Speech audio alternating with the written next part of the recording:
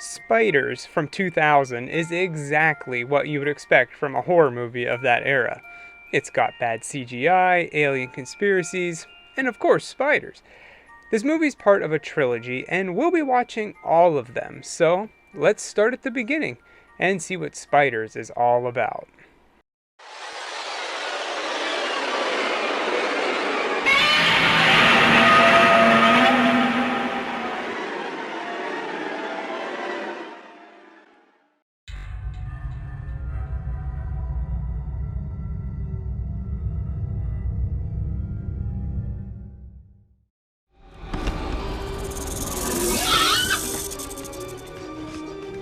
It all starts out with NASA experimenting with spiders in outer space. They explain why it has to be in space later, and, well, you know what? I'll just spoil it for you. They're injecting the spiders with alien DNA, and for this to work, they need to be in space, because that's closer to where the aliens live. What kind of sense does that make? You know, in order for me to eat a hamburger, I have to be close to the farm. Well, to be honest, I've never eaten a hamburger on a farm before, so I don't know, maybe they're onto something. Wait, now they're making me talk about hamburgers and farms? Well, let's get back to spiders. Next we meet Marcy. She's a news reporter for a college newspaper, and she is obsessed with aliens and government cover-ups. Here she's interviewing two aliens that claim to have crash landed on Earth and have been here for a few years. And she takes them totally serious. She believes every word they say. I see. Anyway, she shows them a picture of some government base and they start freaking out. So she just has to go check it out. That night, her and her crew, Jake and Slick, sneak over to the base. Meanwhile, up in space, they're having their own problems. A solar flare hits the ship, and the spider, which they call Mother-in-Law, is on the loose. John Murphy wants them to abort the mission and take them to a hospital, but Agent Gray has other plans and takes control of their ship, but has no intentions of bringing the crew home safe. The news reports that the ship burned up on re-entry, but Marcy's at the base and she can see that's just not the case. The shuttle comes crashing in, and the news crew go inside to take a look. They find some bodies, and honestly, they look really gross. Good special effects here. Eventually, they find one survivor, who looks a little worse for wear. And there's a good reason. Mother-in-law laid an egg inside of him, and it's only a matter of time before it hatches. Well, it's not long before the government shows up and Marcy and her crew have to hide. They manage to sneak away inside the back of a truck, and just take a wild guess where they're going to put all the dead bodies. Gray and Murphy go inside the ship, and Murphy accidentally steps on the spider. Well, that's good, I guess, but Gray isn't happy about it, thinking their mission is ruined. But he doesn't know about that egg.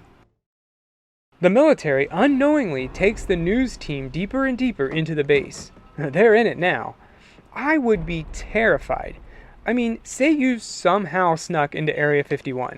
You're deep underground, seeing all its secrets. There's no way you're getting out. And if you get caught, you're dead.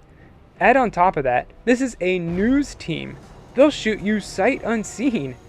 Anyway, they get out of the truck and hide. But they see the lone survivor and for some reason feel an obligation to help him out. Well, they quickly learn there's nothing they can do, because this spider is ready to hatch.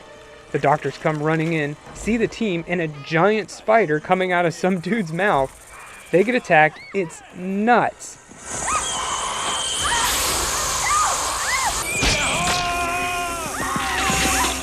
In the end, the spider gets out and the doctor sets off an alarm, letting everyone know that there's intruders on the base.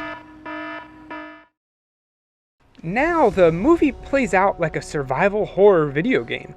Marcy keeps going to different creepy rooms and slowly learning the secret of Mother-in-Law. First they go to a frozen room, which is the morgue, then a room with a bunch of bodies hanging from the ceiling. They eventually make it to a stairwell, which they think is their ticket out of there. They start climbing up and up, only to find cobwebs, and that's not good. The spider attacks them, and Jake falls over the edge. They catch him, but not before the spider takes a bite of him. They get the spider off and get Jack to safety, where they move on to the last room, the place they learn all about the project. Mother-in-law. Jake hacks into the top secret military computer in about 10 seconds and learns the spiders lay their eggs in human flesh, and if bitten, there's no antidote and the mortality rate is 100%. So Jake is toast. Given that Jake has basically no chance of getting out of there, he goes suicidal and just wants to take the spider out, which he fails at. Now it's just Marcy and Slick, and they make it back to the elevator. But without a key card, they don't get very far. They climb up the elevator shaft, just missing it as it comes up past them. When they get to the door, they open it, and surprise! The spider's there waiting for them. They fall backwards down the elevator shaft. Did they really just kill off the two main characters mid-movie? Well, no. They land in the spider's web safe and sound. Marcy's able to get free, but Slick isn't so slick. He got stuck. Ooh, the spider got him while Marcy makes her escape. She doesn't have much time to grieve, however, because Murphy finds her. They fight back and forth a little bit, but really they're on the same side. It's Gray who's the bad guy, and he's got them right where he wants them. That is until the spider wraps him up and lays an egg in him.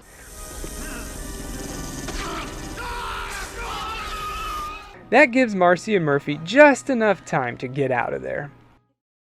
They think they're safe, and honestly, I thought so too. But nope, we still have the grand finale. Marcy goes back to the newsroom to tell her boss all about this big story, but her boss is dead, killed by Gray. Somehow he got free and managed to get to the newsroom before the other two. Anyway, he doesn't have long because the biggest, baddest spider yet starts breaking out of him. And when I say biggest, I mean it. This thing busts out of the building and is set loose on the city. Well, this is what I'm talking about. I wasn't even expecting a kaiju spider movie, but here we are.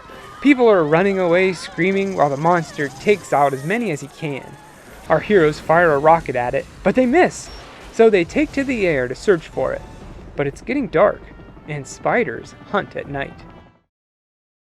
The police are trying to fend it off, but really, there isn't anything they can do. The bullets just bounce off of it. They need something bigger. And luckily, our rocket still has 2 shots. Murphy gets the helicopter close, and Marcy takes the shot, but she misses! Well, sort of. She realizes that its armor is too strong for even a rocket to pierce. So she gets in even closer, hanging from just a rope now, and shoots the beast right in its mouth, finally killing it.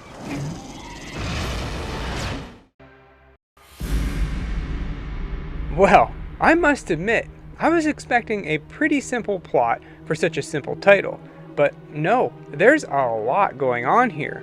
Conspiracies, space, the government, aliens. The spider's kind of the least important character, up until the end at least.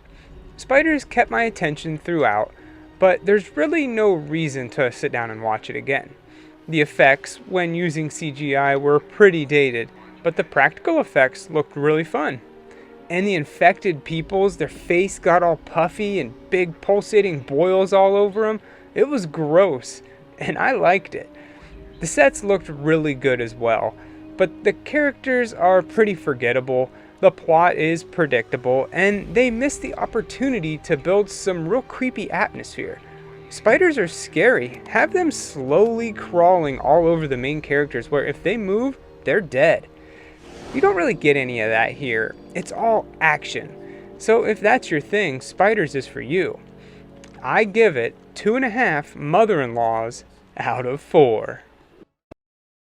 Marcy, there's some more of them here to see you. I sent them back to your desk. You realize they're insane, don't you?